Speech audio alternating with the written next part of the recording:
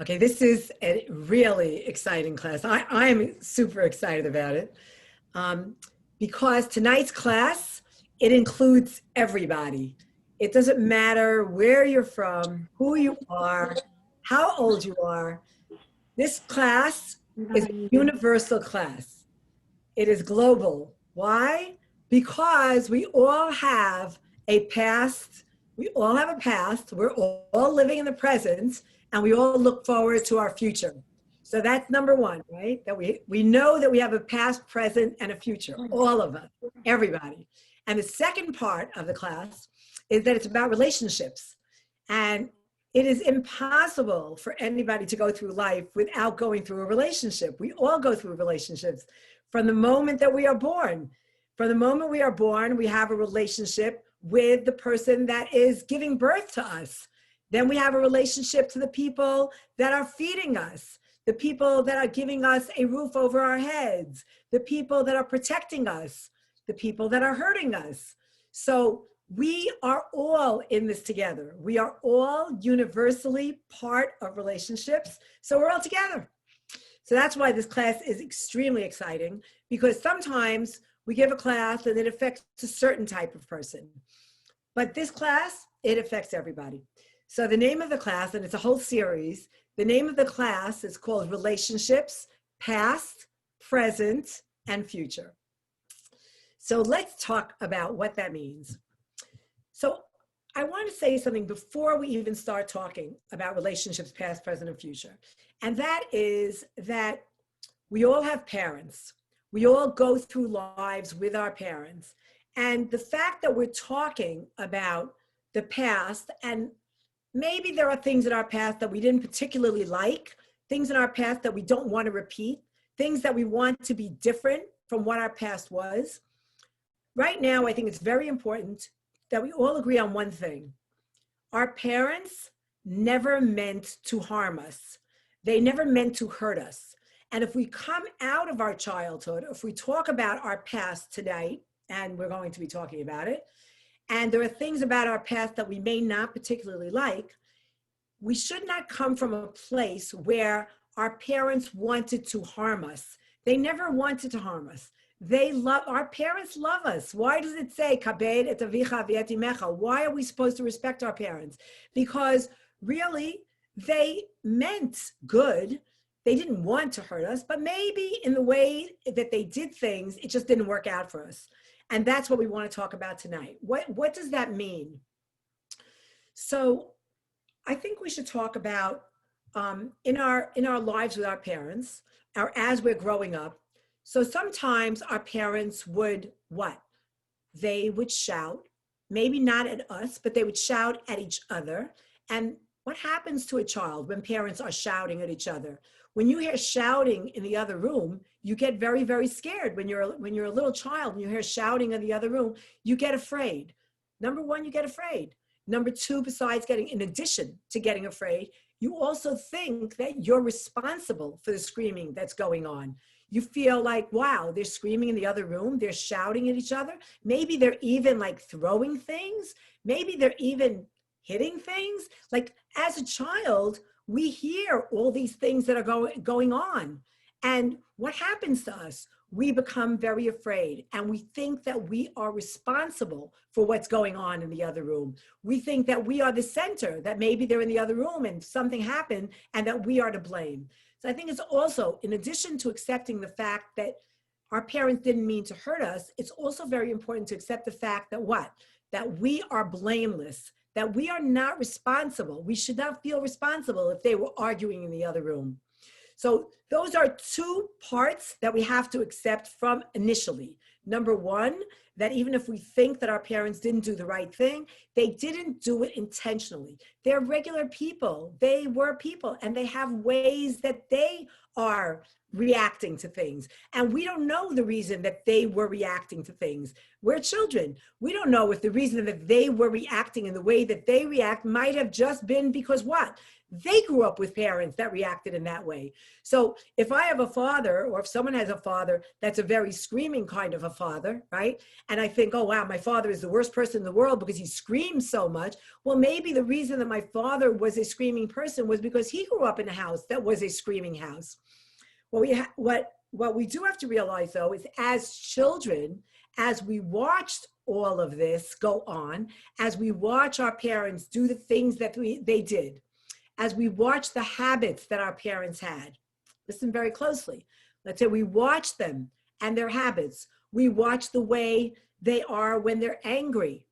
How did your parents behave when they were very angry?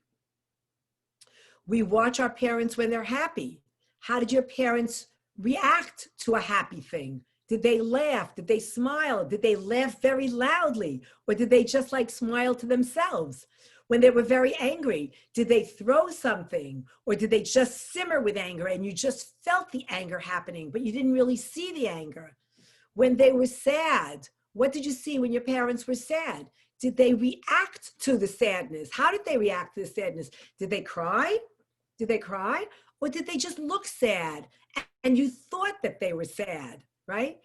Or when your parents, how about like a simple thing, like when we smell something that reminds us of something from our childhood. We smell a certain cake that maybe our mother's made that we smell from the oven, or a certain way that an egg is fried, and it reminds us of our mother making a fried egg. What does that feeling do for you?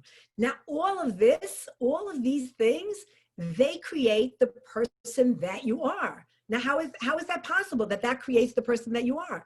Because this was your visual. This was what you saw. When your parents were happy, you saw the way that they laughed. And you're in that world. As a child, you're not going anyplace else. You're in the house with them. As a child, you don't have a choice to say, oh, I'm going to get into my car and go for a drive. You're living in the house. You're almost a prisoner of that house. You can't go anyplace. So when they're very, very angry and they're screaming, you can't be running out of the house. You can't say, okay, I'm going to go for a run. You're a child. You can't put on your music and say, oh, I'm going to listen to music, because you don't have access to these kind of escapes. As an adult, you have ways to deal with something that happens. So let's say as an adult, you're with somebody and they react to something in a way that reminds you of the way that your parents reacted to something. Now, when you were a child, when you were 5 or 6 or 7 or even 10, and your mother or your father would start screaming and you would get so afraid of them, you would be so afraid of hearing the screaming. You would think, oh no, what's happening? What did I do wrong? What did I do to make them be so angry at me? There was nothing you could do. There was no action you could take. You're just a child. You can't go running. You can't go, there is no real escape. So there you are. You're stuck watching all of this anger. You're inhaling it. You're watching it. You're videotaping it. And this is all that you're watching. Now, what happens when you're in a relationship with somebody and they get angry in the same way that your parent did, right? Let's just say, so you had a parent, something happened, something broke, and your father or your mother got very, very angry about that breaking, and you saw them getting very, very angry. But what could you do? You had to be there. You had to feel responsible. Like, oh my gosh, I just broke something. That's the reason my parents are screaming at me. But then you're in a relationship and something happens and that person gets angry. Now you're not stuck over there, right? You have choices you can make. You can go and say, I'm going out for a run. I'm going to go listen to my music. I'm going to leave the house. But you've already been trained to stay there for the anger. You've already been trained that when this angry thing happens, whatever happened for you inside when you were 5 years old or 6 years old or 7 years old, that feeling, that wound, that hurt that you felt when you were a little kid and you couldn't go running out of the house, that wound still stays with you. That feeling is still there. So even though you think, okay, this person is getting angry, I'm an adult, I can go running, you're kind of stuck there because you get paralyzed with the fear that you had as a child. very complex stuff over here, very complex. So then let's discuss it, okay? Now, if you're in a relationship with somebody that does get angry and it triggers you in that way where you get afraid, what do you have to do? You have to talk to the person. You have to say to them, you know, when you get angry like that, I get very afraid because it reminds me of the pain and the wound that I had as a child when my parents used to scream. I got very afraid then, and now I'm getting very afraid when you scream. And if that person really loves you, then what are they going to do? They're going to say, I'm really sorry. I'm going to try really hard not to scream because I don't want you to be afraid, right? But let's take the example, the opposite example, because we pick up all the expressions of our parents. We pick up their anger, but we also pick up their happiness. So that if you were in a situation where your parents were extremely happy about something that you did, you came home with a good grade and your parents were just so happy and they said, wow, this is so wonderful. You're making me so happy that you came home with a good grade. What are you going to try to do as an adult? You're going to try to repeat that kind of happiness in the person that you love. And you're going to try to do the same thing again. And you're going to, of course, you're not going to bring home grades, or maybe you will. Maybe you're in school, maybe you're in graduate school, and you want to come home to them and you want to say, look, I got an A on my paper. And you want to get that same happy reaction, right? Why? Because it's all repeated from when you were a child. Those same feelings, those same either wounds, those primal wounds we call them, either those, or maybe that primal happiness, you want to have it again because there's no better feeling than a feeling of connecting to what you had as a child. There's no better feeling. We all know that feeling of, we all have a sense of smell, right? Our smell of scent, that is the most amazing sense that we have, right? When people say that because of COVID, they lose their sense of smell, people will say to you, you know what? I managed the fever, I managed the cough, but I couldn't stand the fact that I couldn't smell things. I couldn't stand the fact that I couldn't smell the coffee. People say that is really painful because smell is such a wonderful thing to have.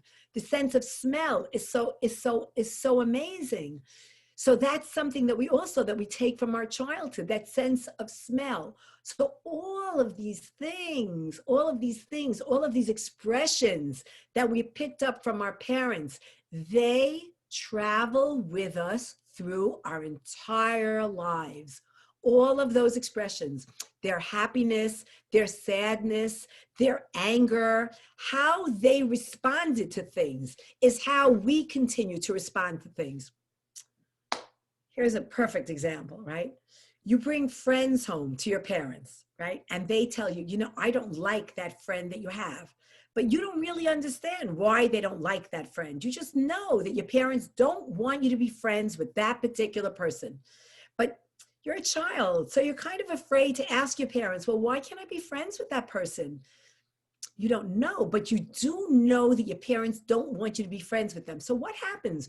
You go through life and basically you pretty much stay away from being friends with that person, or stay away from being friends with that person, or what? You do exactly the opposite.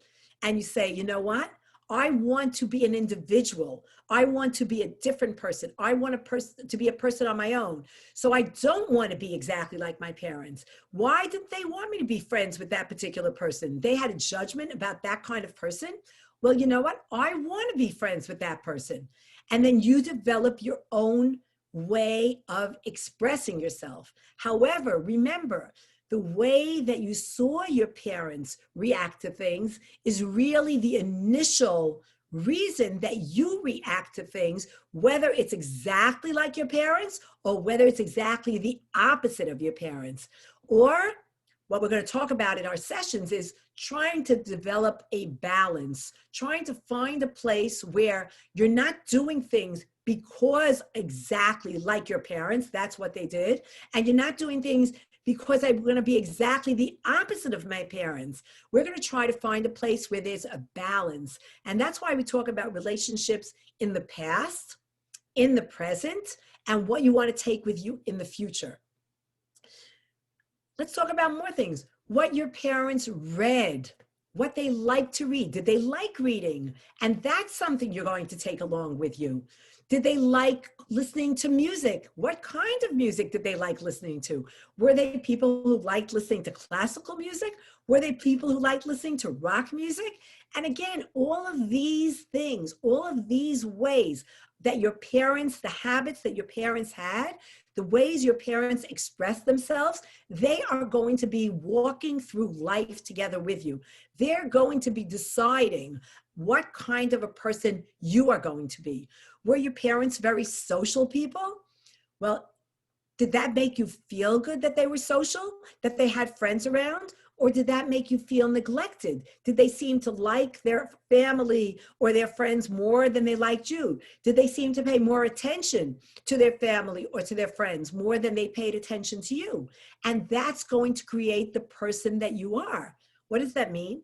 That means that if you felt comfortable with having people around and you loved it, then you're going to say, well, I want to be a social person as well. But if you felt neglected, then you might end up being a very isolationist kind of person. Then you might be a person who doesn't want to be around a lot of people all the time. You may end up being a person that wants to be alone because you felt neglected or deprived by being around all of these people socially.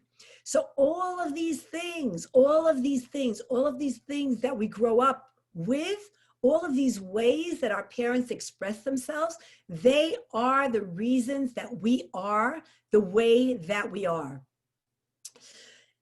If our parents were the type that slammed the door when they were angry, what happened? We heard a door slamming in the other room. We would hear a door and we would automatically think, oh, that must be about me. My parents must be very angry. They just slammed the door. It's probably about me. And then we have this feeling of terror. We feel that was very scary. This is very terrifying. I just heard a door slam. Does that mean my father is leaving? Does that mean my mother is leaving? Are they abandoning me? Are they going someplace and walking out because they don't want to be with me? We sense that feeling of abandonment. So what happens? Then we were only 3 years old or 4 years old or 5 years old when we heard the door slamming. But now we're 20 years old. And when we hear a door slamming, boom, a door slamming, what happens? Our heart jumps. Because what? That same sound of that door slamming, it takes us back to that primal wound where we felt like, oh no, that's about me. I'm responsible for that door slamming. I'm afraid. What did I do? I must have done something wrong. We go back to that place. And it's a part of us. It's a part of us. Now, if we only realized that our parents were regular people, they were regular people. They might have been slamming a door because they were angry about something having nothing to do with us. Imagine if we could only think of our parents as being normal people, that's a normal reaction, that if somebody gets upset, they just lost their job, they just found out that they lost an amazing deal, something horrible happened, they just didn't know what to do, they're on the phone, they got terrible news that their parent has cancer, their parent is very sick, something is happening, and they don't know what to do, and they just slam the door.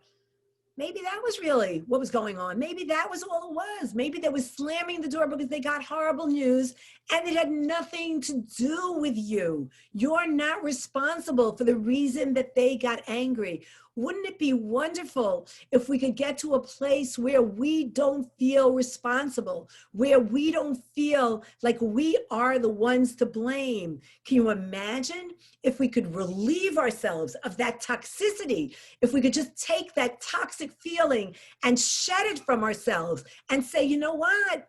They were angry. It had nothing to do with me. I'm not a bad person. I'm not a bad child. I don't need constantly for somebody to say to me, you are good, you are good, you are good, because I'm constantly trying to make up for that terrible feeling of feeling responsible.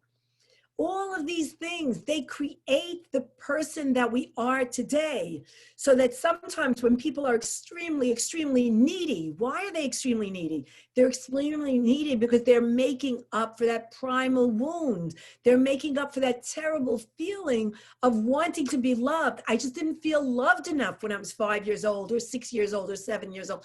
I need love. And so they grow up and they're 20 or 21. And at that point, what are they looking for in a relationship? They're looking for somebody to make up for that wound that they're feeling. They're looking for somebody to say, you're good, you're wonderful.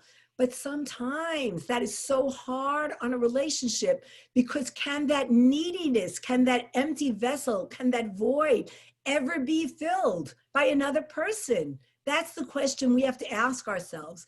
Can that wound be fixed by another person? Or do we have to fix that wound? Do we have to go back in our heads and in our hearts and in our souls and say, you know what? They didn't do that because they wanted to hurt me. They didn't do that because I was responsible for it.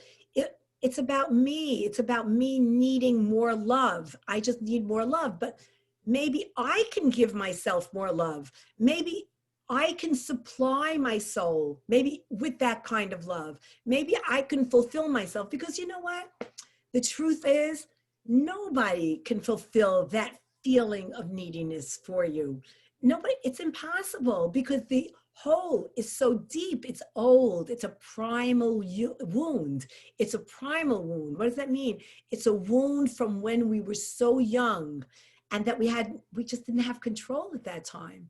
So I think life is about us becoming our own nurturers, us becoming the people that will heal our own wounds, us going to a place where we can fill the void. That I feel that that's really the goal of what these sessions are going to be about what this whole series of classes is going to be about. It's going to be about learning how to fill that void, how to go to your past, go back to your past and to say, you know what? I am this way because of my parents, because of the way they reacted to things, not because they were bad, but because this was the way that they expressed themselves. They expressed themselves in a very angry kind of way. And I took it upon myself. I thought I'm responsible. And I felt like I was blamed and I felt responsible for it. But I will go to a place where I will learn not to feel responsible. And I will recreate my own way of reacting to anger and not just repeat the way that I saw my parents reacting to anger. I will be very creative. I will find ways to be angry that are not hurtful to anybody, not hurtful to my children, not hurtful to my partner. I will find ways to be sad that is not hurtful to anybody. I will learn how to express my sadness in an appropriate way. I will learn how to express my happiness, my anger, all of these things. We're going to, over the course of the next 6 weeks, I think, learn how to create a new me, how to create a me that is pure and clean and positive. And right now we are in a place, I think that we are in a place where we are running away from our feelings because it's so hard to experience our feelings. If at the end of this 6 weeks, if we can be in a place where we're not running away from our feelings, where we're able to feel our feelings and say, well, you know what? I feel this way, but I don't have to run away from it. Feelings are not going to hurt me. Feelings are not going to destroy me. Feeling my feelings is good. It will take me to a place where I can experience my feelings, analyze them, and decide how I want to react to things. And right now, we're not. We're needy. We don't know why we're needy. We're overachievers. We don't know why we're overachievers. We're sometimes arrogant. We're sometimes selfish. We're sometimes angry. We're sometimes haughty. And we don't know why we are these things. But we have to think about, why are we these things? Because maybe, not maybe, For sure, they come from our childhood. They come from a place of something that we went through, our primal wounds, the hurt that we experienced as children. But we can go to a place where we will not be haughty, where we will not be selfish, where we don't feel like we have to be overly needy or overachievers, or that we have to be show-offs, or that we're the opposite of needy. How many of us are emotionally removed from things? We don't want to feel them. So what do? We emotionally remove ourselves from them. We cut ourselves off from emotions, but we can fix that. All of this is definitely fixable.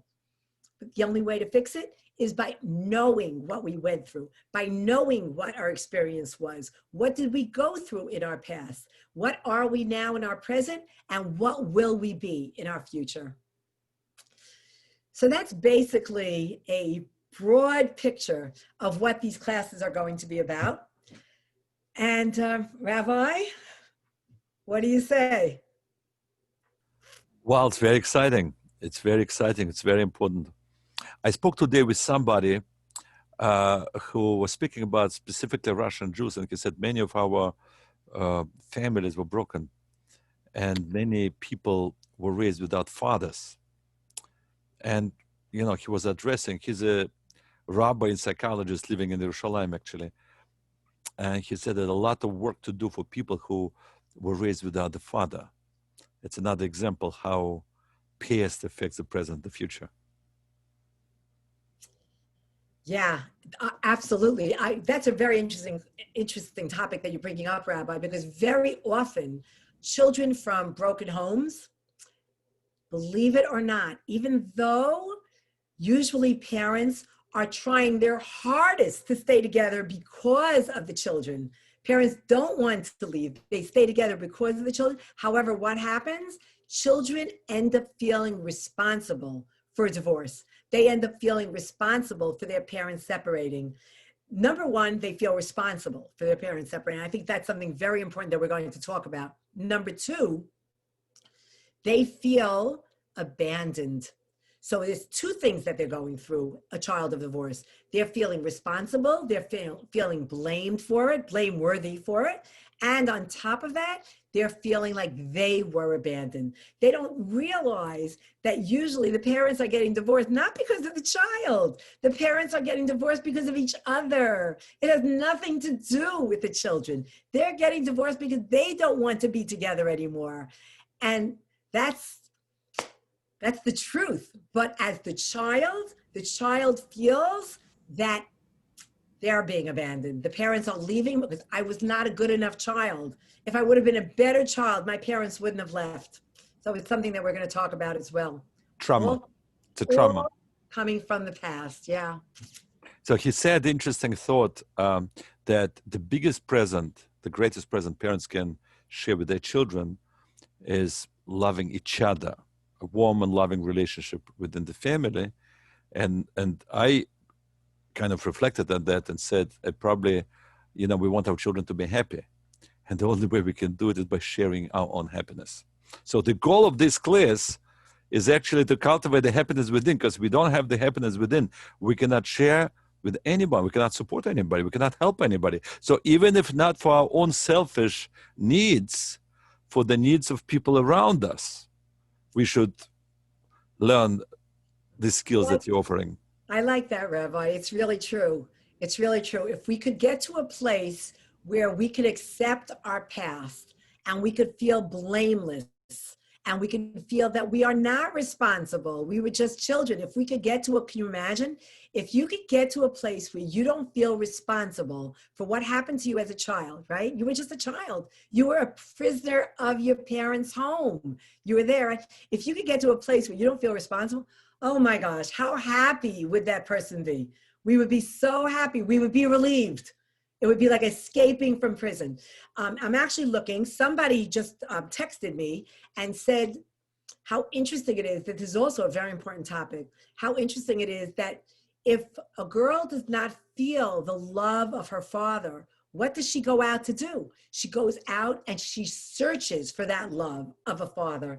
And she will go out and look for somebody who is like her father so that she could feel the love again of her father. It's such a natural, normal thing to do.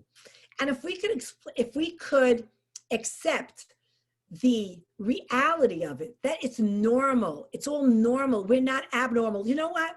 We all walk around thinking that everybody else had these fabulous childhoods. Everybody else was home with their parents, playing bingo. Everybody at home was home with their parents, getting cuddled into bed, having hugs and kisses. If we would only accept the reality that the norm is that parents are regular people, that they do get angry, that they do have tempers, and some of them have anger regulation problems, but that's not your problem. It's only your problem if what? It's your problem if you repeat the cycle. It's your problem if you go back and you redo that all over again. Because then what? You're still a prisoner. Because then what? You're a victim of circumstances. And you don't need to be a victim of circumstances as an adult.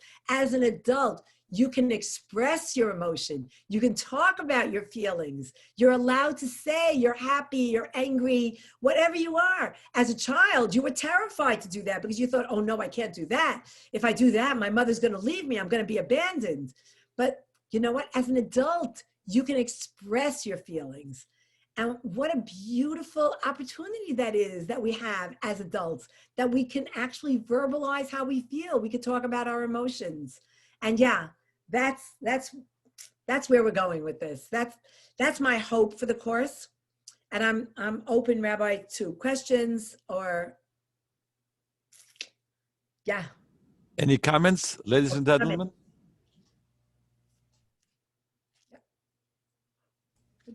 I think we can actually stop the broadcasting anyway. Want to thank everybody who's watching together with us. And now we're in a smaller circle. Continue. Okay, good. If anybody felt so we're not recording. We stopped recording. Oh, good.